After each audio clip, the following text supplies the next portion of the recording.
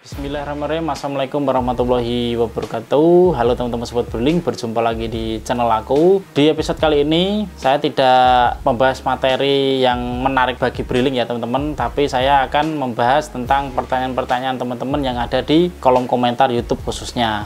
Nah, karena ini sudah menjelang akhir bulan, teman-teman tahu ya kalau di akhir bulan di perbankan itu pada sibuk, makanya materi belum sempat saya bikin di episode kali ini, nanti akan bahas di episode selanjutnya.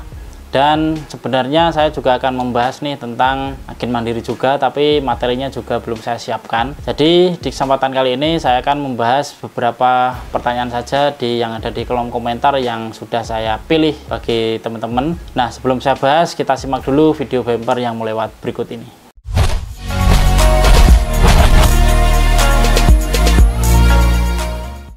Oke teman-teman, saya mohon maaf ya untuk prediksi pencairan PKH sedikit meleset karena info yang saya dapat di kantor pusat itu memang di hari Rabu di jam 10-an.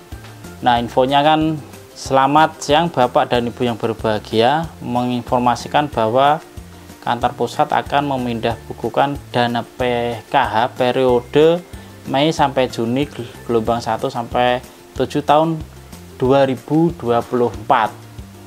akan memindahkan. Nah, ini baru akan ya teman-teman. Jadi kan prediksi saya itu dipindahkannya di sore hari atau di malam hari. Ternyata di hari Kamis, Jumat, Sabtu, Minggu 4 hari libur teman-teman.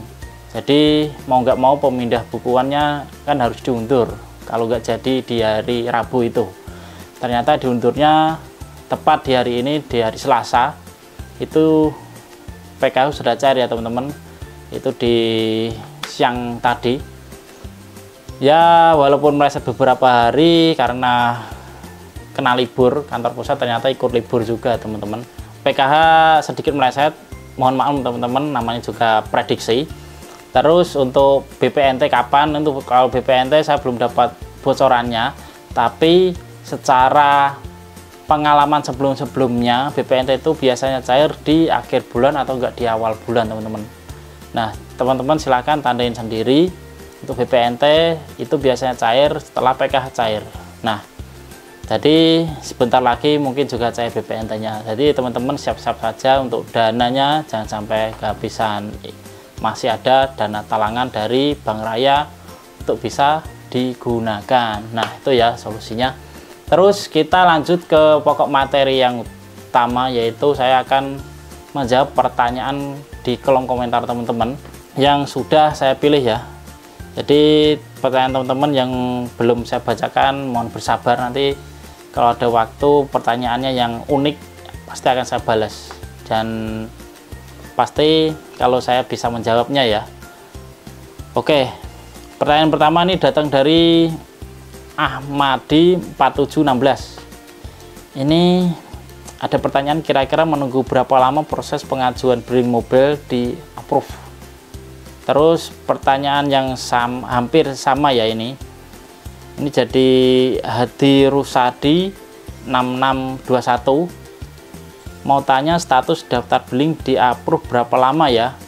Sudah menunggu 2 bulan lebih belum di ACC, padahal berkas sudah dikasih ke PAB BRI. Oke, untuk teman-teman pengajuan di online itu di approve-nya berapa lama itu tergantung petugas PAB-nya atau PBBK-nya yang di wilayah setempat. Contoh, teman-teman di wilayah A misalnya, itu melakukan pengajuan di BRI wilayah A, itu kan pengajuan teman-teman itu masuk yang pertama itu ke PAB dulu. Nah, setelah PAB melihat, oh ini siapa yang ngajuin, terus dia survei layak, baru dia nanti di approver. Harusnya bagusnya kayak gitu. Jadi orang pengajuan kan, wah ini siapa ini yang ngajuin, terus usahanya bener gak, ada usahanya, terus layak gak jadi agen Briling, atau sebelahnya sudah ada agen Briling apa belum. Nah, itu tergantung PAB-nya responnya cepat apa lama. Lah, namanya manusia kan ada yang cepat, ada yang responnya lama juga teman-teman. Jadi ada kesibukan masing-masing. Nah, itu ya. Terus jarak juga mempengaruhi.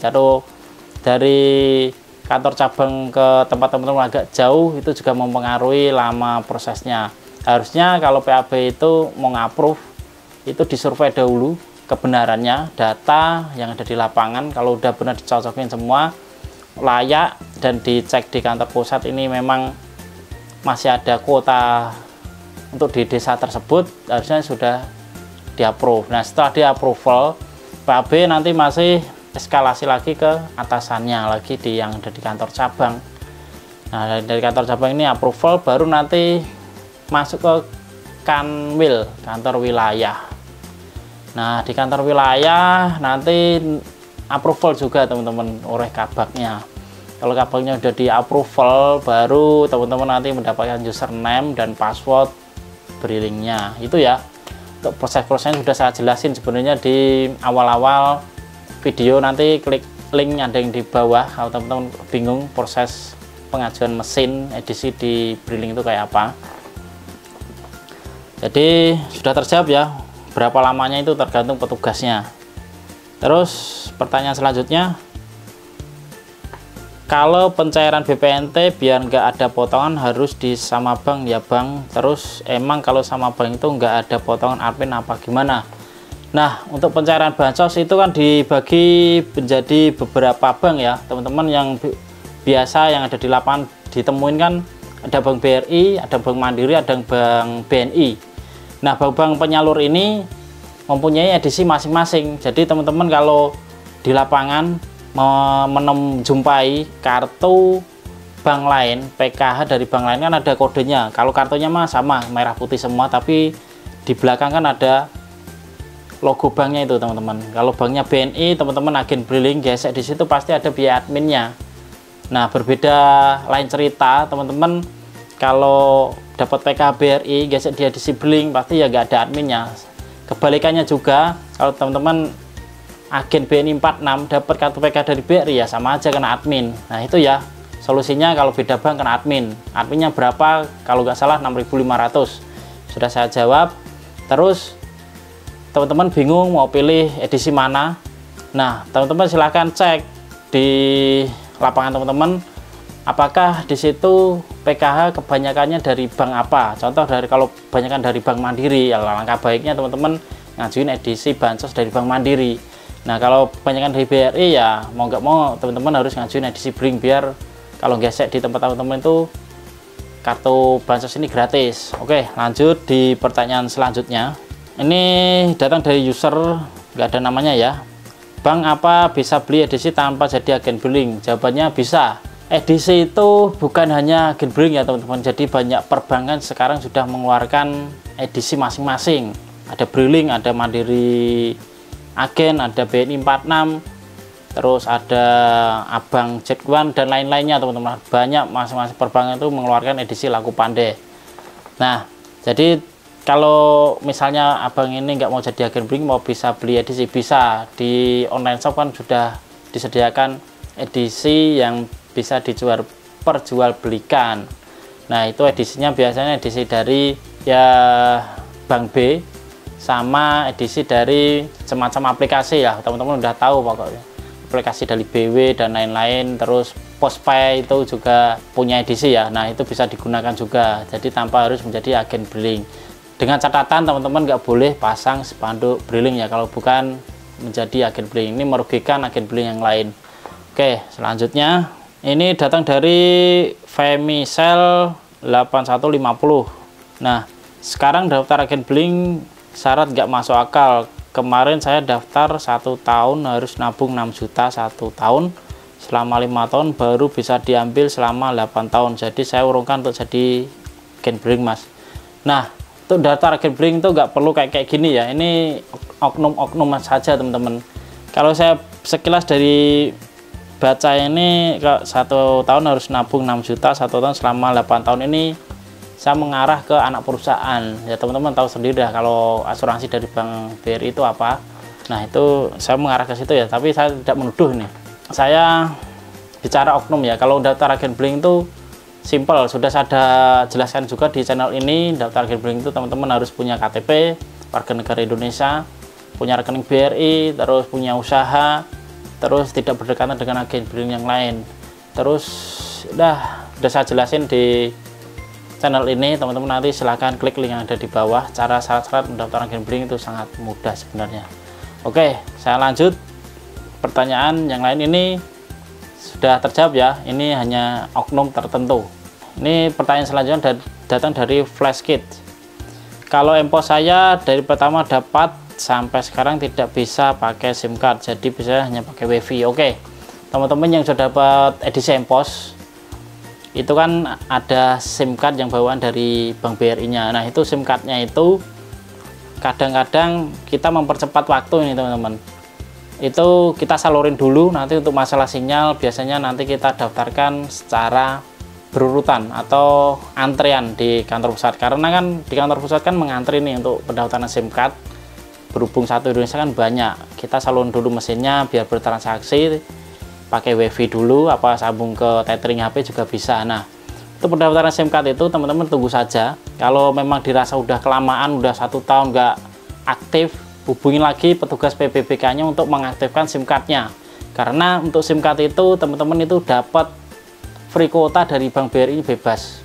Jadi teman-teman bisa pakai kuotanya dari Bank BRI itu tiap bulan pasti diperbarui ya. Nah itu bisa dipakai untuk transaksi brillingnya. Nah pertanyaan yang lain teman-teman yang belum saya sebutin di sini, harap bersabar karena pertanyaan sangat banyak sekali. Nanti waktu kapan-kapan kita akan adain live streaming aja ya. Nanti kalau ada yang bertanya saya jawab kalau saya bisa. Nah saya juga berencana mengadain podcast lagi. Memang kondisinya tempatnya ini belum ada teman-teman, jadi untuk kursinya saya belum ada, terus untuk dan lain-lainnya, terus kayak eksternal kayak gini ini sudah mulai rusak juga, itu belum ada juga. Nanti kalau alat-alatnya udah lengkap, alat yang simple lah, yang penting teman-teman bisa mendengarkan suaranya dengan jelas. Nah itu belum ada teman-teman. Nanti untuk podcast akan segera mungkin saya adain lagi, karena itu memang sangat membantu teman-teman ya untuk materi-materi keagenan atau laku pandai atau perbankan lainnya. Nanti saya undang, mungkin nanti akan saya undang narasumber-narasumber yang ahli di bidangnya ini. Nah ini bagi teman-teman kan tambah ilmu, saya juga tambah ilmu, jadi senangnya podcast itu kayak gitu. Oke, itu saja teman-teman informasi yang dapat sampaikan di episode kali ini.